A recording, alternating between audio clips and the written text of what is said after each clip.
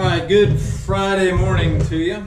I'm going to spend a few minutes talking about some saw maintenance issues and when to fill out maintenance requests, when to self-diagnose things. My goal is really just to make you better at maintenance, better at diagnosing problems, and hopefully more efficient when it comes to getting saws back on your truck and out in the field.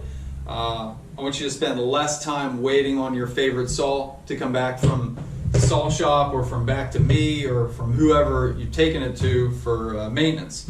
So this saw was tagged, it was next to my desk, and this is no slight to the crew leader. I find this at every office. I am guilty of overlooking some of the same things, so this is a very broad statement or announcement to everybody that runs small engine equipment here, which is almost everybody. But saw was tagged. Tag was filled out legibly and complete, so thank you very much for doing that. I love when I can read handwriting. And then there was a note on here about a chain brake and about a loud noise and the chain still spinning with the brake engaged. So first thing I noticed when I picked this thing up is there's a little bit of slop here. So my first instinct is, oh, why is the handle loose? Well, I look around and sure enough, one of these rear mounts or vibration dampeners or bushings between the top handle and the power head is broken, which means the top handle is broken and ineffective. Don't want to leave that go because that's going to put undue stress on the other two bushings or dampeners. And you could also damage the air line, fuel line, and some wires that go between the handle and the power head. If there's too much movement here, they can be ripped out. You can be leaking fuel, damage the air line, which can cause much greater damage.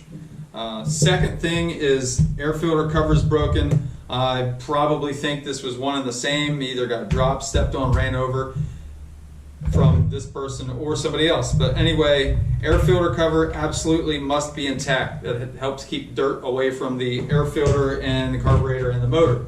So this needs replaced. So we got air filter cover, top handle, and now let's get into the problem. So I'm going to disengage the chain brake, engage the chain brake, chain still spins. That is indeed a problem. So I'm going to disengage that. Pop this side cover off, see what's going on.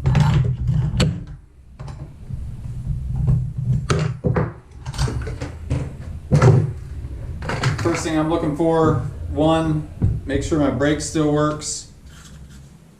Engaged, gets smaller, disengage, opens back up. So this is fine, other than this that I noticed earlier. That should really be replaced. Anything that's guarding a moving part, especially a cutting part, or something hot like the muffler, should be taken care of, replaced, fixed. So side plate. So we're down to air filter cover, side plate, top handle, and then we come to our problem, which is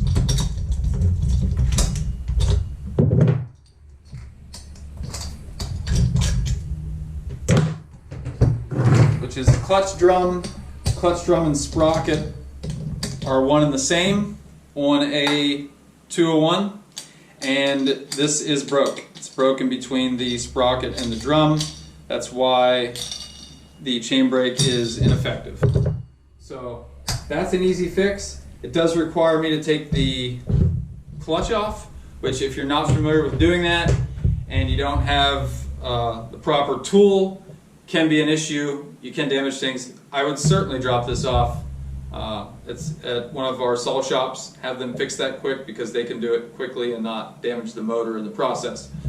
If you can handle it, that's fine. This is just a little deeper issue. One of the other things I noticed when I took this cover off is this orange button here, or not button, this orange switch or setting, if you will, winter and summer settings. All right, every chainsaw has one of these. Every pro model steel chainsaw has a winter and summer setting. All it is closing and opening a hole or an opening between the motor and the carburetor. In the winter, it's letting warm air up into the carburetor. In the summer, it is blocking that hot air to hopefully keep the air a little bit cooler going into the motor. So there is a sunshine pointing this way, a snowflake pointing this way. I'm going to make sure that is back on the summer setting and that hole in there is indeed closed. Just thought I'd throw that in there because I noticed it. But there you have it. And luckily for this person, the only thing we're going to have to buy is this clutch drum. Because I do have a small boneyard, I was able to find a replacement side plate for this side because this is a bunch of cracks and holes in. I don't like that, so there's a replacement one of that. I even found a side plate that looks much better. It's in better shape than the old broken one. And finally, the piece of top handle, minus all the carburetor and wiring, and throttle switch and interlock. But I have all the parts I need except two, the air filter cover and the clutch drum. So I was able to fix this stuff, or I'm able to at least drop the parts off to be put on from our own boneyard, which makes me happy. And that's that. But I just wanted to give everybody a quick glimpse at what I do when I see a tagged saw. I usually dig into it just a little bit to see if it's something that I can fix on my own, or if it's something we already have a part for. But this is at least what you should be doing as the equipment operator.